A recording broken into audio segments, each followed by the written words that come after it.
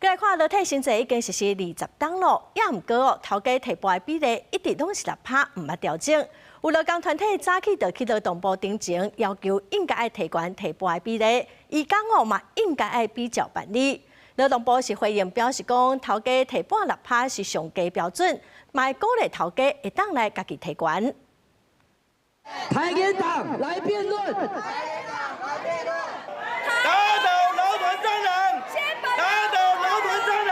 拜三透早，有劳工团体甲台湾雇主协会组织伫劳动部门口抗议，双方意见无同，互相对决。劳工团体主张台湾劳工甲移工无应该纳入劳体薪制，但是台湾雇主协会却认为需要请移工的弱势家庭，无能力替移工纳劳保，国拨退休金，就算有补助，上尾的恐惊，也是爱用社会税金来负担。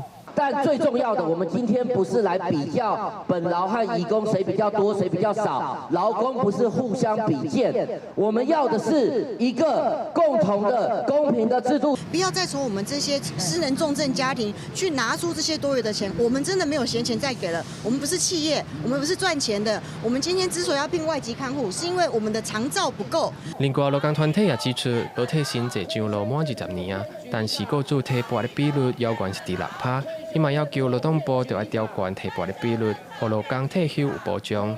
为什么这20年来呢，政府迟迟不愿意在新制6%的提拨上有去检讨改进，提高任何哪怕是0.1%，通通没有。这20年来趴在6%，趴了20年，连1%都0.1%，1%都没有提高。好，很明显嘛，很明显就是在替资方、替雇主降低它的成本。 另外，劳动部公告，今年4月开始，移工若做满10档，资方就要替移工提拨上悬15%的退休准备金。不过，劳工团体是批评这款设计颠倒予资方伫移工满10年前停止契约，对移工来讲根本是快钓接袂到。